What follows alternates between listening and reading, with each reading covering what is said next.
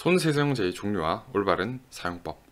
미세먼지와 여러 전염병에 대한 걱정 때문에 손세정제에 대한 관심이 날로 높아지고 있습니다. 손을 씻는 행위는 그만큼 전염병 예방과 건강에 도움이 된다고 할 수 있습니다. 손세정제를 바르게 사용하기 위해서 손세정제의 종류와 그 사용법에 대해서 오늘은 알아보는 시간을 갖도록 하겠습니다. 손세정제의 종류는 두 가지로, 한 가지는 가볍게 발라서 흡수시키는 타입의 손세정제가 있고, 나머지는 액체 타입의 손세정제로 거품을 낸 뒤 흐르는 물에 가볍게 씻어내는 타입의 손세정제가 있습니다.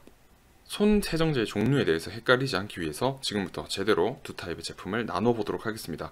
손세정제는 액체 형태의 물비누를 의미하고요, 손소독제는 발라서 흡수시키는 타입의 항균제를 의미합니다. 손소독제 제품에 배합된 성분은 에탄올, 이소프로파놀, 염화 벤잘코늄, 크레졸, 과산화수소 등으로 나뉩니다. 손소독제는 의약 외품이기 때문에 식약처의 심사와 허가를 받는 특징을 가지고 있습니다. 일반적으로 에탄올과 이소프로파놀 베이스의 손소독제가 많이 유통되고 있고, 여러분이 대체로 사용하시는 제품은 에탄올을 배합하고 있을 확률이 굉장히 높습니다. 에탄올과 이소프로파놀의 경우 세균의 단백질을 변성시켜서 기능을 상실하게 해 소독하는 원리로 살균을 한다고 합니다. 손소독제는 2mm의 젤을 손에 적용시킨 다음에 완전히 건조시키는 것이 가장 바람직한 사용법입니다. 이 경우 미국 FDA, TFM 손소독제 기준을 충족시키는 미생물 제거 효과가 나타났다고 합니다.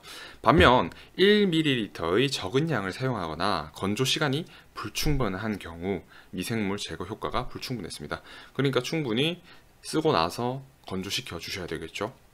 가장 중요한 것은 2mm의 적당한 양, 일반적으로는 꽤 많은 양이에요. 꽤 많은 양을 적용시키는 것입니다. 추천은 의료종사자 손 소독용 알코올 젤의 사용량과 건조 시간에 따른 항균 효과 비교를 참고를 했습니다. 이제 손 세정제에 대해서 알아보겠습니다. 손 세정제는 세면대나 물만 있으면 언제든지 사용 가능한 비누의 대용품으로 핸드워시라고 불리기도 합니다. 일반적으로 소듐 라우레스 설페이트를 베이스로 만들어지는 경우가 많이 있고요. 요즘은 코카미도 프로필 베타인 베이스로 제조되는 제품도 많이 늘어나고 있습니다. 아무래도 소듐 라우레스 페이트의 이런 세정력이 워낙 높다 보니까 피부에 대한 자극을 우려하고 성분을 조금씩 바꿔가고 있는 것 같아요. 하지만 안타깝게도 사실 항균 효과 자체는 손 세정제보다 비누가 더 나은 편입니다. 비누는 99%의 항균 효과를 가지고 있고요, 손세정제는 한 98% 정도의 항균 효과를 가지고 있다고 합니다. 손세정제를 제대로 사용하기 위해서는 미지근한 물로 약 2분간 거품을 내어 손 구석구석을 씻는 게 바람직한데, 사실 굉장히 오랜 시간이 걸릴 수 있고 귀찮을 수 있겠죠. 그렇다 보니까 저는 개인적으로 그냥 젤 타입의 손소독제를 사용하고 있습니다. 손톱과 손가락 사이사이를 깨끗하게 씻어 주어야 세균 및 미생물 제거 효능이 제대로 나타날 수 있습니다. 저는 그래서 개인적으로 액체 타입의 씻어내는 손세정제와 바르는 타입의 손소독제를 병행하는 방법을 권해드리고 있습니다.